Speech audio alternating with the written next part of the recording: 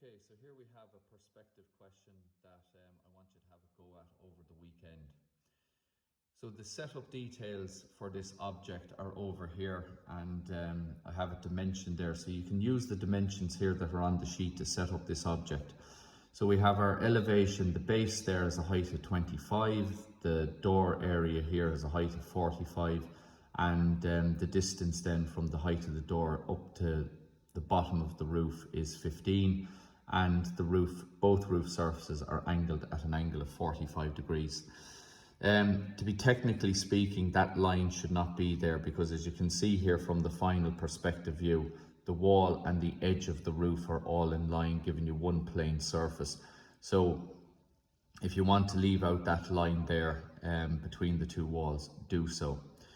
Down in plan you have the widths that it has an overall width there of 15, and 25 is 40 and 20 is 60.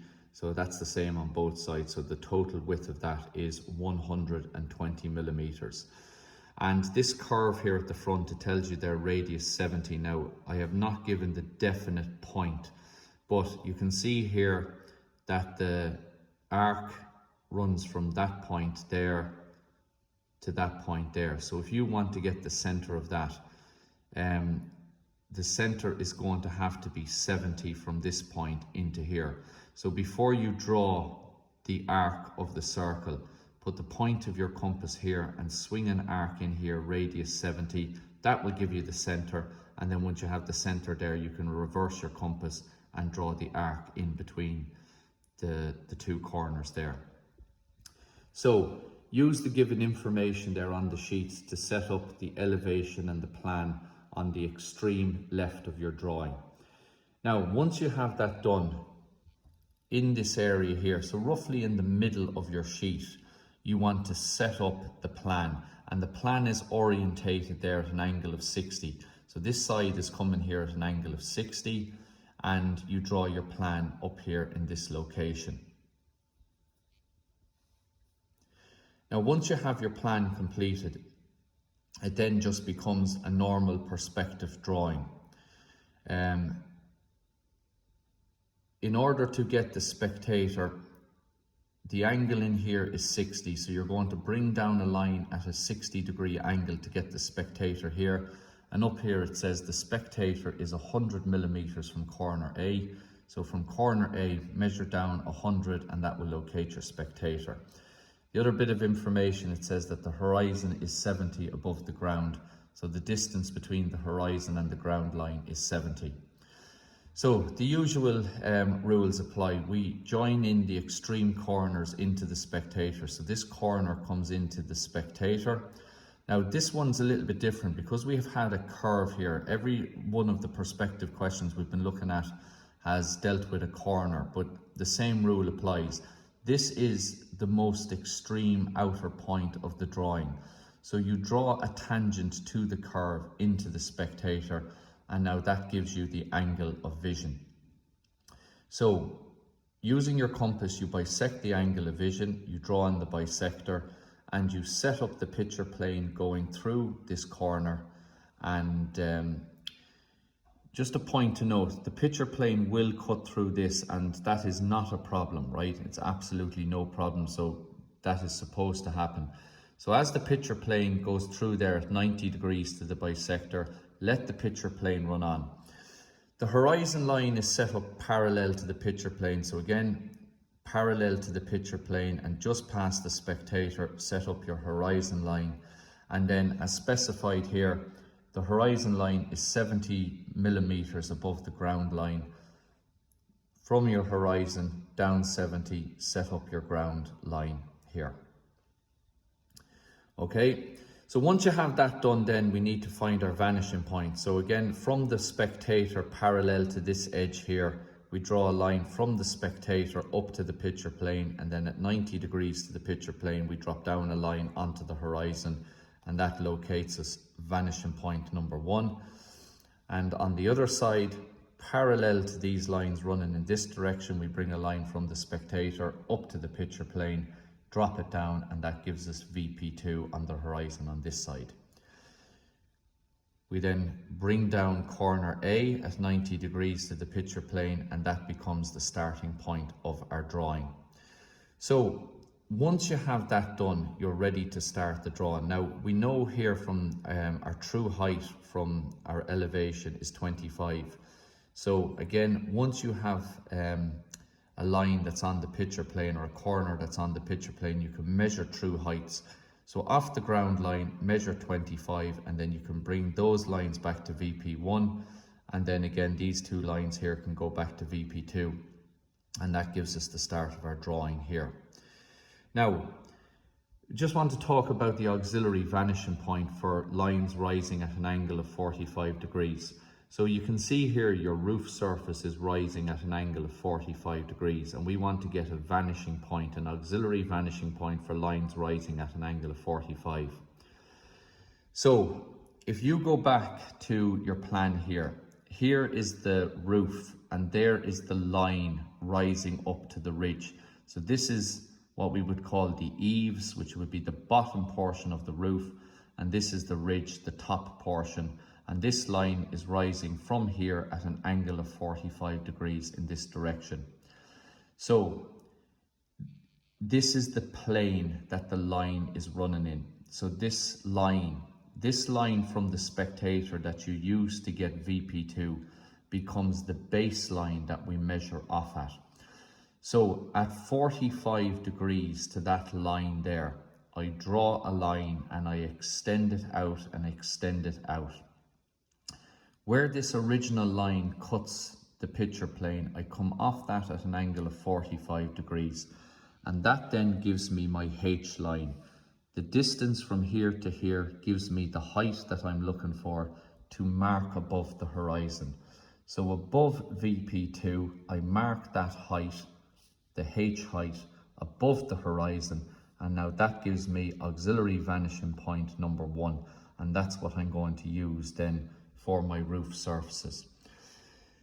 So you can see there that that corner is in line with this one, and we know that the height there is going to be 60 millimeters. So once you have that point located there, once you've measured up 25, measure up 60, and then you can let that line run on to your auxiliary vanishing point. And after that then it's a case of any of the points that you have here in the plan, you bring them into the spectator first. All of those lines are converging onto the spectator, and where they intersect the picture plane, we drop them down into our perspective drawing. So if we just talk about the roof, here's the edge of our roof. It's going to come into here, and we drop that down, and then of course it's going to be on that height line as that goes back to VP1. It gives you that point there. This is the end of the top of the roof. Again, bring it into the spectator where it hits the picture plane. We drop that down, and as that line there is going back to VP1, will give you where that roof surface ends. So all other points are found exactly the same way. You bring them in from their position on the plan here, all converging onto the spectator, but you bring them in as far as the picture plane. Where they hit the picture plane, you drop them then down into the position that you require them for your perspective drawing. So once you have that done, set up or finish off drawing the building portion of it. Now in relation to the curve here, which was the new element of this particular question, again, you can't draw a curve in a perspective drawing with a compass, so we have to solve this by finding points. So if you look here at the plan, what I've done is I've used 0 and 4 as the endpoints of the curve. Now that point there where this one goes through the picture plane, as the picture plane comes through here and cuts the curve again, it is useful to use that point, and then bringing a line from number 1 there parallel to the side will give you 3 over here, and then finally 2 is the extreme point, the top of the curve here.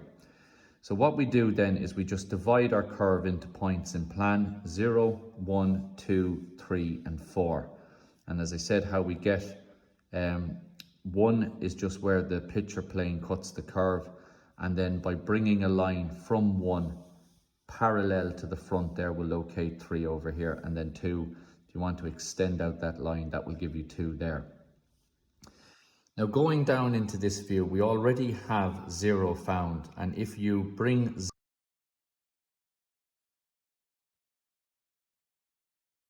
in relation to these points here, you already have 0 found. 0 here is the top surface as brought in from the plan.